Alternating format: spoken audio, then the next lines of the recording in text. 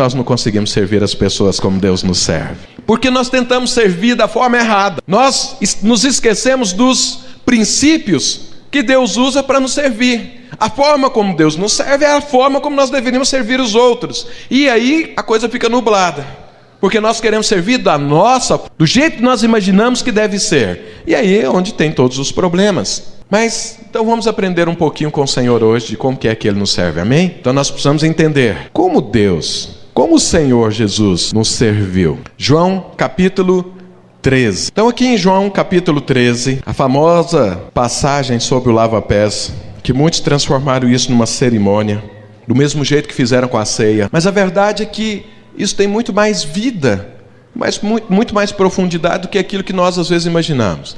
Então vamos ler esse texto e vamos tentar entender um pouco como nós devemos servir as pessoas. Então a palavra de Deus diz, aqui a partir do verso 1 do capítulo 13 do Evangelho de João: Ora, antes da festa da Páscoa, sabendo Jesus que era chegada a sua hora de passar deste mundo para o Pai, tendo amado os seus que estavam no mundo, amou-os até o fim. Durante a ceia, tendo já o diabo posto no coração de Judas Iscariotes, filho de Simão, traísse Jesus, sabendo este que o Pai tudo confiara às suas mãos, e que ele viera de Deus e voltava para Deus, levantou-se da ceia, tirou a vestimenta de cima, e tomando uma toalha, cingiu-se com ela. Depois, deitou água na bacia, e passou a lavar os pés aos discípulos, a enxugar-lhes com a toalha com que estava cingido. Aproximou-se, pois, de Simão Pedro, e este lhe disse: Senhor, tu me lavas os pés a mim?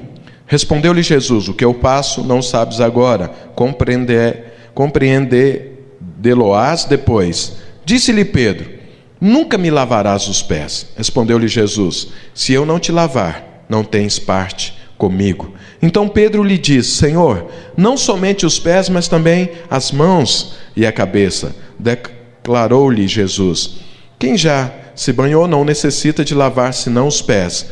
Quanto ao mais, está todo limpo. Ora, vós estáis limpos, mas não todos. Pois ele sabia quem era o traidor. Foi por isso que disse: Nem todos estáis limpos. Depois de lhes ter lavado os pés, tomou as vestes e, voltando à mesa, perguntou-lhes: Compreendeis o que vos fiz? Eu quero te perguntar: compreendeu o que está escrito? Você compreendeu a atitude de Jesus? Porque se nós não compreendermos essa atitude, nós vamos servir as pessoas de forma errada. Jesus fez algo e perguntou: vocês compreenderam o que eu fiz? Então façam. Se não compreendeu, como que nós vamos fazer? E é por isso que às vezes nós temos tantas dificuldades, tantos problemas nos nossos relacionamentos e na hora de servirmos uns aos outros, porque não fazemos da forma como o Senhor fez.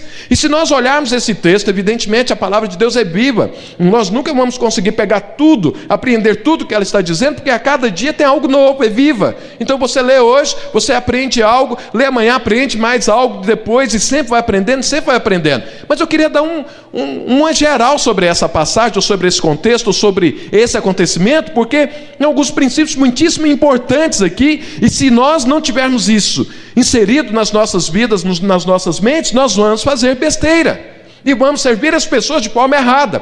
E esse serviço de forma errada atrapalha a vida da pessoa e atrapalha o nosso relacionamento. E depois de um tempo, não temos mais disposição de servir. Mas em nome do Senhor Jesus, nós sempre teremos disposição de servir, amém? E vamos fazer a coisa da forma certa. Então, quando nós vemos aqui, antes de Jesus verdadeiramente servir, eu diria assim que tem 3 condições que estão escritas aqui no texto sobre Jesus que o qualifica para servir. Que se nós não tivermos isso nos nossos corações, não crescermos, não avançarmos nisso, não tivermos essa revelação que Jesus tinha, vai ser muito difícil servir. Porque tem muitas pessoas que falam: eu não vou servir fulano, não vou servir fulana, não tem cabimento, ela não quer, ele não quer, ele não deseja, por que eu tenho que fazer isso? Aliás, o que eu tenho é muito bom para ele que devia estar correndo atrás, e eu que vou correr atrás, para que isso? Isso é uma atitude de mundo. Agora olha, o que é que tinha em Jesus que o qualificava e que o levava a servir ali os seus discípulos? Então está escrito aqui, a primeira coisa, olha que está no verso 1 aqui: Ora, antes da festa da Páscoa, sabendo Jesus que era chegada a sua hora de passar desse mundo para o Pai.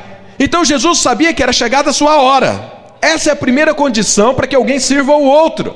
Se nós não entendermos que chegou a nossa hora, é o nosso momento, nós nunca vamos servir. Porque se nós não temos esse entendimento, nós vamos postergar, nós vamos procrastinar, nós vamos deixar para amanhã, e nós não sabemos o que vai acontecer amanhã, e acabamos não servindo, e acabamos chegando diante de Deus sem ter cumprido o propósito de Deus. Mas Jesus sabia, tinha convicção, certeza, que era chegada a hora dele.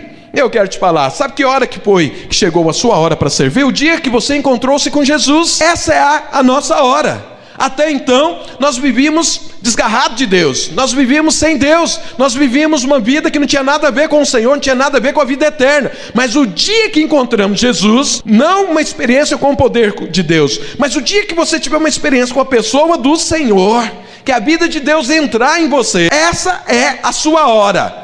Aí começou a hora de você servir. Não é depois, não é antes, é nessa hora. Quando você tem consciência do Senhor, quando você tem consciência do poder de Deus, da vida de Deus, da unção de Deus, da graça de Deus.